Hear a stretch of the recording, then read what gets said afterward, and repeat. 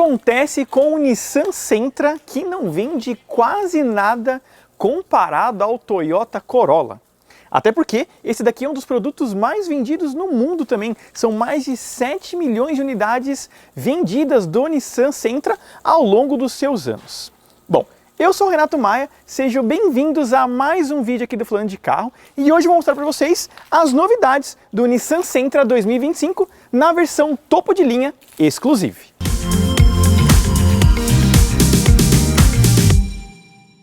O Nissan Sentra, como a gente sabe, ele é fabricado no México, em Aguascalientes. E atende tanto o mercado mexicano, que é muito forte, mercado americano, e o que acaba sobrando vem aqui para o Brasil. Acontece que muitos esperavam que o mercado mexicano, a fábrica lá no México, recebesse as atualizações que é vendido no Nissan Sentra chinês, com uma frente mais moderna, mais futurista, um conjunto óptico diferente, as lanternas também, porém isso não aconteceu. Mudou pouquíssimas coisas e o que mais valeu a pena é para quem vai comprar a versão Advance, que vai levar mais equipamentos praticamente de série, por um preço bastante convidativo também, de R$ 156 mil. Preço próximo, inclusive, do Virtus Exclusive com motor 1.4 turbo. Mas vamos aos detalhes desse modelo aqui, o que tem de novidade e o que vale a pena e, sobretudo, comparar um pouco com o seu maior rival, que é o Toyota Corolla. Lembrando que essa daqui é uma versão de mais ou menos 178, quase R$ 180 mil, com tudo que vocês estão vendo, tá? Tem pouquíssimos opcionais para esse carro aqui. E antes de mais nada, eu peço para vocês deixarem o like aqui no vídeo, se inscreverem no canal e fazer a nossa meta de 1000 likes. Porque agora sim eu vou contar para vocês, ponto a ponto, das novidades do Sentra 2025. Então na parte dianteira nós temos um novo para-choque com um design bem discreto na verdade, Ganhou este detalhezinho aqui, para-choque pintado na cor do carro, que é esse branco pérola, com esse V-Motion atualizado e grade no estilo Black Piano também. O conjunto óptico é em LED farol alto e baixo com farol alto automático, porém a luz de seta é halógena, Poderia ganhar um conjunto 100% em LED, ficaria muito mais bonito para o carro. Notem, porque como o carro é baixo, ele não possui luzes de neblina, isso realmente vem sumindo de vários modelos que a gente conhece atualmente. Conta com sensor de estacionamento dianteiro, nesses pontos aqui. Novo símbolo da Nissan, que estreou na linha 2023 dos seus produtos, com a nomenclatura mais minimalista e o escrito branco, que conta com todo o sistema ADAS do carro, tá? Frenagem autônoma, ACC, tudo que você precisa está posicionado aqui, nesse radarzinho do controle de cruzeiro adaptativo. Temos este bigodinho na parte inferior aqui em Black Piano, com este outro detalhe aqui também, em Black Piano na parte superior. Dá essa musculatura, O carro fica bem grandão, bem largo, Você percebe como o capô joga o carro para baixo, para dar essa impressão realmente, de um carro com uma escultura mais fluida, de aerodinâmico. E de fato ajuda bastante, tá? O carro é muito silencioso por conta das suas linhas também. E particularmente gosto muito do Sentra, eu acho um produto muito legal, é um produto muito melhor na minha opinião comparado ao Corolla, mas por alguma razão vende pouco, Talvez seja porque a Nissan traz poucos carros para o Brasil, fazendo com que você não tenha um volume melhor. Mas de fato é um carro bem interessante e vou contar para vocês agora um pouco sobre a motorização desse sedã aqui. Mecanicamente ele vem equipado com um motor 2.0 aspirado e gasolina. Comparado ao seu principal concorrente, esse é um ponto que deve bastante. Isso porque ele rende 151 cavalos de potência com 20 kg de torque máximo. 20 kg de torque máximo é praticamente o mesmo torque de um carro 1.0 turbo. Usa um câmbio automático do tipo CVT, que simula 8 velocidades, mas o seu 0 a 100 é bem interessante, 9.4 segundos, abaixo de 10. É um ponto muito positivo, porque o carro é ágil com essa transmissão CVT. Tem uma dinâmica muito boa, um carro com handling bem interessante. A gente conta isso ao longo do vídeo. Mas a questão é que se a gente se apegar apenas aos números, esse carro perde em potência, em torque, o fato de não ser flex também, principalmente comparado ao Corolla. Será essa uma razão deste modelo vender menos que o seu concorrente japonês? Até quero saber de vocês aí, deixem nos comentários. De perfil, vocês conseguem perceber o quanto esse carro tem uma linha bem fluida, e bem realmente aerodinâmica. Notem que o teto é bem baixinho, você tem uma coluna assim ali meio estilo fastback, com toda a licença Fiat, mas tem uma traseira bem fastback, bem fluida ali, e isso ajuda muito no consumo de combustível. Até porque a gente veio, de São Paulo até aqui no interior, perto de Bragança Paulista, e esse carro está fazendo praticamente 15 km por litro com gasolina, né? É um carro bastante econômico por conta dessa aerodinâmica, o motor tem o ciclo Atkinson, né? Isso também ajuda bastante na economia de combustível, mas vamos falar aqui da lateral. Ele tem 4,50 metros mais ou menos de comprimento, é um carro bastante comprido, com 2,70 metros de entrecho. Estou deixando exatamente para vocês as medidas agora aqui do Nissan Sentra. As rodas de liga leve é esse preto com diamantado que dá esse ar bem elegante para o carro, né? Com pneus 215, perfil 50 e aro 17. Uma suspensão muito bem calibrada por nosso mercado, um carro muito gostoso no dia a dia, até porque 2,70 metros de entrecho é coisa pra caramba, deixa o carro muito confortável, super silencioso também. E olha só uma curiosidade, apesar dele ser bicudo, né, uma frente mais baixa, ele não raspa com tanta facilidade assim. A gente até imagina, né, que seria um carro mais chatinho de você andar no dia a dia, mas até que não. É mais você tomar cuidado com lombadas, porque realmente um entrecho longo faz com que você bata o meio do assoalho, né? Então, prestar um pouquinho de atenção nisso. Bom, o retrovisor conta aqui com repetidor de seta e a câmera lateral. Afinal de contas, na versão topo de linha, você tem um conjunto de câmeras 360 graus. Temos a parte inferior aqui das molduras dos vidros com esse detalhe cromado para dar esse ar mais de elegância para ele. Nós temos também keyless, então colocando a mão na maçaneta aqui nesse botãozinho, a gente tranca e destranca o carro. Não vou conseguir fazer isso porque a chave está lá dentro, é capaz dele até apitar, informando que a chave está posicionada lá. Esse friso aqui, confesso que é mais um acessório, tá? Isso daqui não vem com o carro. Temos o teto Biton, que acrescenta R$ 1.700 no preço do carro. E aqui na traseira, freio a disco nas 4 rodas para ajudar aí na sua segurança, além de freio ABS, controle de tração e estabilidade, tudo que você precisa. Entretanto, eu vou destacar um ponto bem mais exclusivo na parte traseira, porque realmente eu esperava que tivesse mudanças, isso não aconteceu e a gente vai contar o porquê. Bom, o que todo mundo queria que acontecesse no Sentra não aconteceu, que foi atualizar a parte traseira. Como eu falei para vocês logo no começo do vídeo, no mercado chinês você tem uma lanterna com assinatura em LED muito mais bonita, mas por alguma razão isso não chegou na fábrica da Nissan lá no México, fazendo com que você tenha uma aparência mais simples para o carro, né? Se até um Virtus, um Onix tem lanterna em LED, um próprio HB20, Corolla, seu principal concorrente, possui uma lanterna mais bonita, por que não colocar no Sentra, né, que é um produto segmentado? Então, eu achei que faltou esse detalhezinho aí. Então, lanterna 100% halógena, tá? Freio, luz de posição, luz de ré, luz de seta, tudo halógeno. Nomenclatura Sentra aqui, novo símbolo da Nissan posicionado ao centro, sensor de estacionamento também e câmera de ré. O ponto forte desse carro é seu porta-malas como um bom sedã. São 466 litros de capacidade. Cabe coisa pra caramba aqui, muito melhor que vários SUVs à venda no nosso mercado. Para você ter mais de 400 litros de porta-malas, você praticamente precisa comprar um Commander de 5 lugares para você ter um espaço desse, porque até um Compass, por exemplo, deve nesse sentido. Então, para quem busca um carro mais gostoso de dirigir, precisa de porta-malas, vai carregar muita coisa, os sedãs ainda valem muito a pena. Mas a gente sabe que os SUVs, né, estão na alta, o pessoal gosta muito, busca bastante, né, no Google por SUVs, mas sedãs realmente acabam agradando mais quem busca dirigir um carro e tem uma experiência de dirigir melhor, sobretudo quando você precisa de porta-malas. Então vamos começar a falar do interior do Sentra, porque eu acho o carro muito interessante aqui dentro, mas deve alguns aspectos que hoje vem pegando muito. Mas vamos lá, contando das portas, forro aqui, né, em couro, com a costura mais clara. É um opcional dessa versão topo de linha, tá? Você tem esse Biton com caramelo aqui e o plástico, né, o preto. Porém, ó, aqui em cima, plástico duro, mas você tem uma boa forração aqui em material macio. Vidro elétrico é automático em todas as portas, porém, aliás, vidros elétricos são em todas as portas, porém automático apenas para o motorista.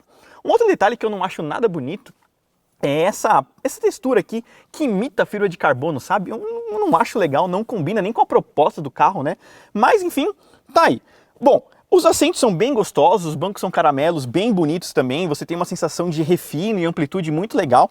O assento é mais alto, mas você se acomoda bem, sabe? Eu tenho 1,75 m, não fico encostado no banco aqui do motorista, né, do dianteiro, eu consigo realmente esticar bem as pernas. Temos uma única tomada USB aqui atrás e um outro ponto extremamente negativo, ele não tem saídas de ar traseira, né? Se você parar para pensar que carros muito mais básicos possuem esse tipo de equipamento, esse tipo de função, que é uma saída de ar aqui atrás, e um carro de quase R$ 180 mil não oferece isso, realmente pega um pouco, né?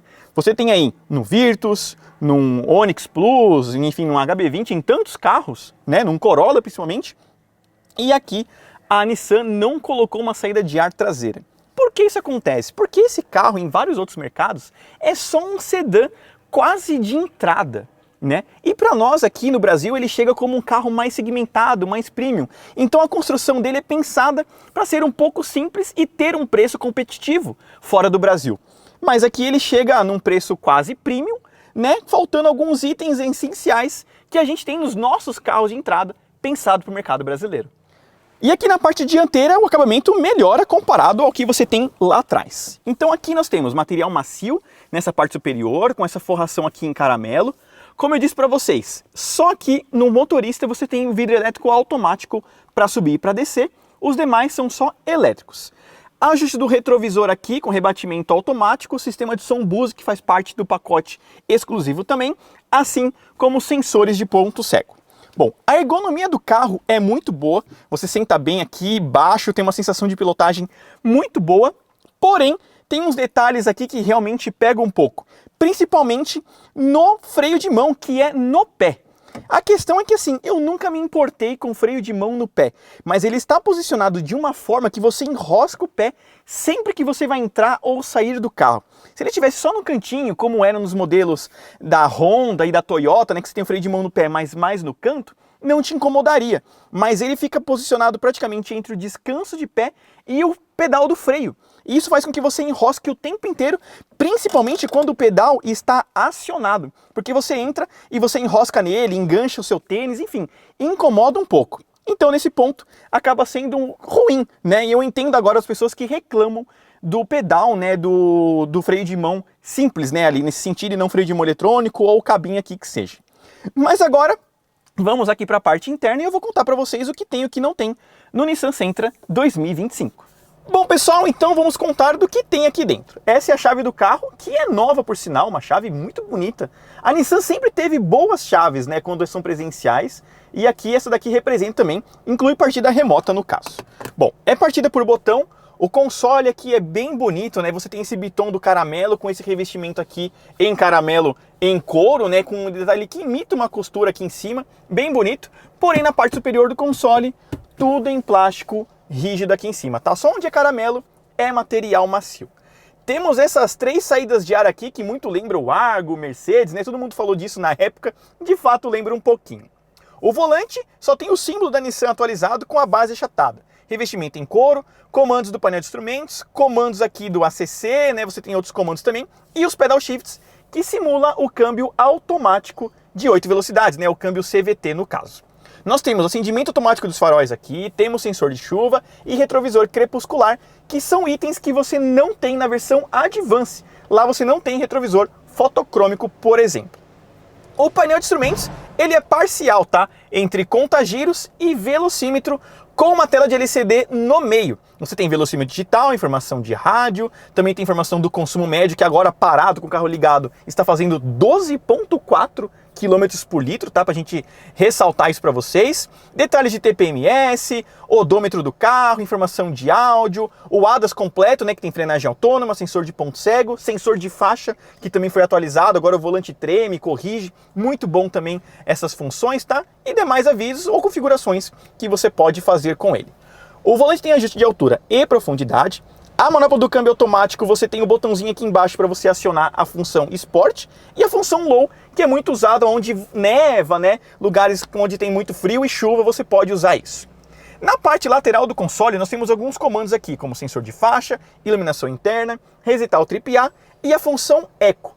Isso é muito confuso na Nissan, né? Você tem um comando Eco de um lado, a função Sport do outro, quando você não está com nenhuma das duas ativadas, você tem a função normal. Então eu acho que falta um botão dedicado para você ter os modos de condução, como acontece na Volkswagen, na Audi, na Porsche, enfim, por aí vai, né? Várias montadoras têm um comando único para você acionar os modos de condução e aqui fica espalhado por todo o carro. Na parte inferior, ajuste de altura do facho e abertura do porta-malas também. Já aqui no centro, você tem a central multimídia com espelhamento para Apple CarPlay e Android Auto, com fio, tá? Não é sem fio, então já quero destacar isso para vocês. E ele não possui GPS nativo. É a central multimídia que a gente já tem desde o lançamento da Frontier, né? Então você tem uma central multimídia bem padrão aqui, com as informações básicas, é completa, mas nada demais assim, sabe? Realmente funções padrão. Na parte inferior, comandos físicos da tela, áudio, menu, câmera, né? Que você consegue fazer aqui, inclusive com um conjunto de câmeras 360 graus que você consegue manusear aqui, inclusive aquela câmera lateral para você enxergar a guia, né? E não ralar a roda, por exemplo. Na parte inferior, ar digital de 2 zonas com função automática, bancos aquecidos, 2 tomadas USB na parte inferior com uma auxiliar, uma tomada USB e bem caberia um carregador por indução aqui que não possui, tá? A Nissan tem um problema com a tropicalização do carregador sem fio que a gente ainda não entendeu, mas por alguma razão é sempre um acessório e não uma função de série do carro, um item de série que seja. Porta-copos aqui, porta-chaves, mais um baúzinho aqui bem profundo, tá? Uma mulher consegue colocar uma bolsa pequena, se ela conseguir usar uma bolsa pequena, na verdade, consegue colocar aqui, um tablet, coisas do tipo. Você consegue colocar aqui, não tem nenhum problema. No parasol, nós temos aqui uma iluminação, certo? Tanto para motorista quanto para passageiro. Temos o teto solar desse carro e a iluminação é amarela, não é em LED. Mas no geral eu acho a aparência do carro muito bonita, ele realmente trabalha com texturas, empolga, eu acho ele mais futurista inclusive que o próprio Corolla, que é um carro muito mais sóbrio. Aqui realmente a Nissan trabalha com vários elementos que dá esse tom de sofisticação muito legal. Mas agora a gente vai dar uma volta no carro e eu vou contar para vocês aí a experiência de dirigir do Nissan Sentra, que na minha opinião é muito agradável e super positiva, tá? Então a gente vai contar isso agora e depois a gente vai encerrar o vídeo com vocês. Bom pessoal, vamos andar aqui então com o Sentra 2025, que não mudou nada desde o seu lançamento, na verdade, né?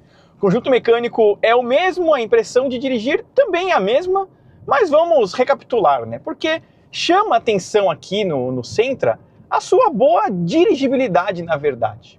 Porque esse produto, ele tem uma geração, eu acho que ele veio depois do que o Corolla, e isso faz ele ter várias melhorias, na verdade, principalmente na experiência ao dirigir, né? Você tem uma sensação mais baixa de condução aqui, um produto mais próximo de um sedã europeu, na verdade, do que um sedã japonês, sabe? Você tem realmente um jeito diferente de dirigir ele perto do Corolla, né? Que é um assento mais alto, um carro com uma aparência mais espartana em alguns aspectos, e aqui você tem essa sensação de um carro com um handling muito mais próximo de um sedã alemão, na verdade. Lógico, esse motor 2.0 aspirado tira toda a empolgação que você quer, né?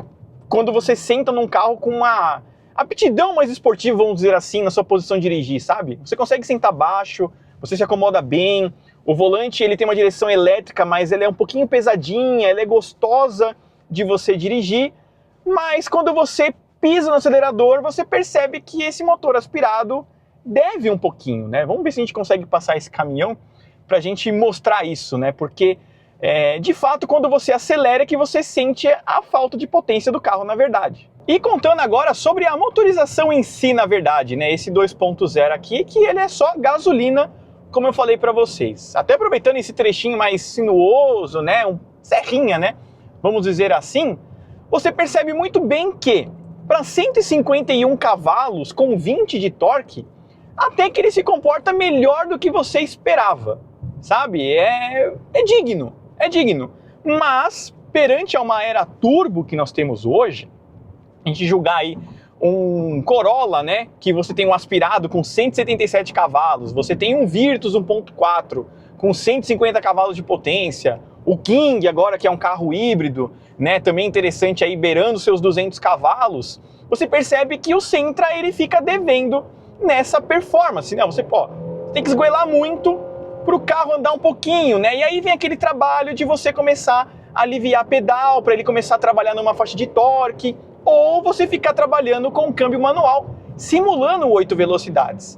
Mas ele vai bem, sabe? Ele embala bem, mas exige um pouco de paciência, exige um pouco de rotação do carro, né? Então você se irrita um pouco com essa barulheira que fica aqui, né, do câmbio trabalhando, porque você percebe que ele empolga bem ou que ele está mais embalado quando você tem 4.000 giros, né, para cima disso, então o carro fica melhor dinamicamente falando, né, sua resposta melhor, mas você percebe o quanto, faz barulho, né, tá vendo?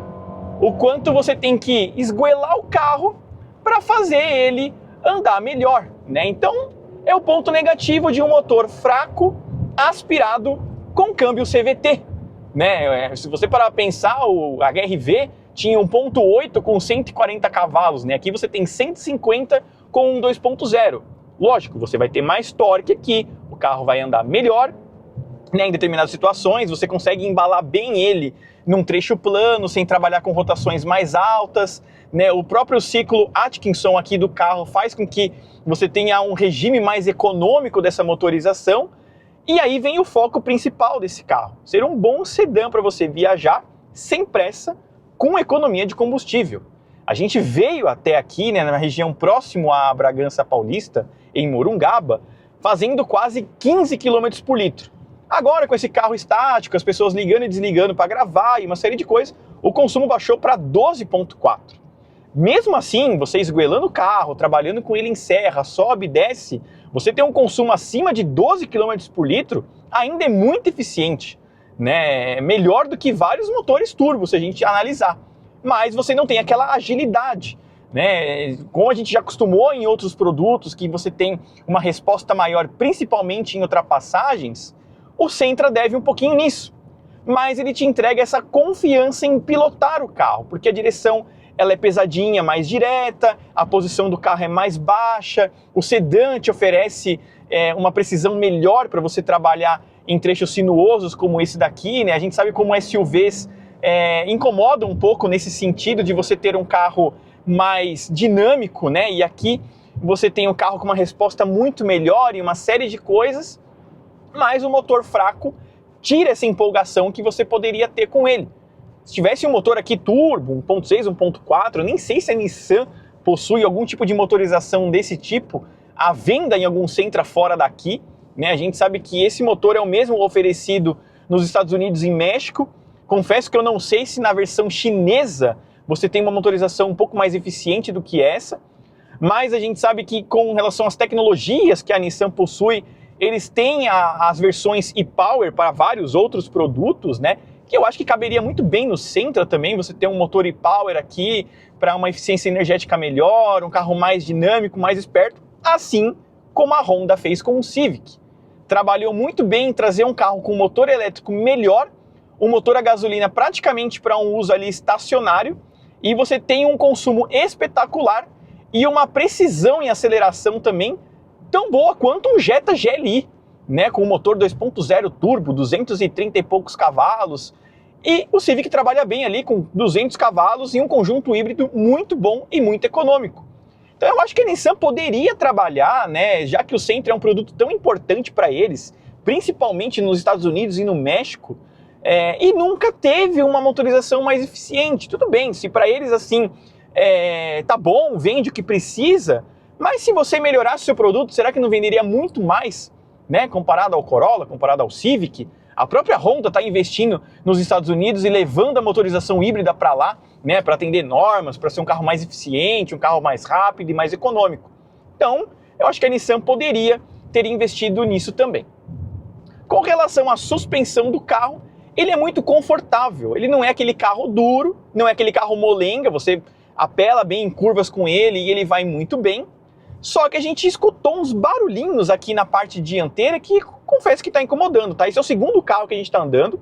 A gente veio com um, estamos voltando com o outro, e eles têm exatamente os mesmos barulhos, sabe? Ele tem um estalinho na parte dianteira, quando você está fazendo uma curva, ou quando você está acelerando, desacelerando. Não parece caixa de direção, algum barulhinho tá ali, né? E é o segundo carro, então isso é uma coisa do Sentra. O que é, a gente não sabe, se isso é uma coisa que quebra com facilidade ou se isso é uma folga já natural justamente para não quebrar, mas você escuta esse barulho e você se incomoda. Então, talvez uma atualizaçãozinha aí de alguma coisa faça esse barulho diminuir, né? E aí você tem um carro muito mais confortável. Mas, de fato, a suspensão dele é muito boa, o carro é muito silencioso, você só realmente escuta o CVT trabalhar isso acima de 4.000 rotações, mas com relação à passagem de vento, como é um carro sedã, mais fluido, você não se incomoda com nada disso. Então ele vai muito bem no que se diz respeito a um sedã, para você viajar bem com ele de uma forma bem silenciosa e aproveitar aqui o sistema de som Bose, né, que oferece na versão aqui exclusiva topo de linha dele. Mas é isso, tá, pessoal? Que são rápidas impressões, né? E o que eu acho, inclusive, do próprio Nissan Sentra, mercadologicamente falando assim, né? É um bom produto, é um carro muito melhor do que o Corolla, mas alguns pontinhos pega ali. A gente sabe que há uma limitação desse carro chegar ao Brasil também por questão de volume. A Nissan, apesar de ser uma marca japonesa, ela é um pouco mais nova, numa atuação maior aqui no Brasil, fazendo com que você tenha um carro mais novo, vamos dizer assim, né, em tempo de vida no nosso mercado, perto do Corolla, perto do Civic. Então, a gente sabe que há uma restrição muito grande, mas é um produto muito bom e merecia vender muito mais, na minha opinião, para ser sincero. Então é isso, pessoal. Espero que vocês tenham gostado do vídeo e agora a gente vai voltar lá para encerrar. E depois de tudo que eu mostrei para vocês, vocês conseguem me explicar por que esse carro vende menos que o Corolla, sendo um produto tão bom quanto este Nissan Sentra? Lembrando que, mais uma vez, esta versão topo de linha custa R$ 176.990. Preço mais baixo do que o Corolla Altos, por exemplo, oferecendo praticamente os mesmos itens de série, perdendo poucas coisas, tá? Como o airbag de joelhos, por exemplo, né? Mínimas as diferenças e, sobretudo, mais barato do que o seu novo concorrente, o BYD King, que vem aí com um motor plug-in hybrid. Bom, pessoal, espero que vocês tenham gostado do vídeo. Muito obrigado por vocês que assistiram o vídeo até o final, tá? Isso ajuda demais aqui no engajamento Falando de Carro. Deixe seu like, se inscreva, um forte abraço e até o próximo vídeo aqui do Falando de Carro.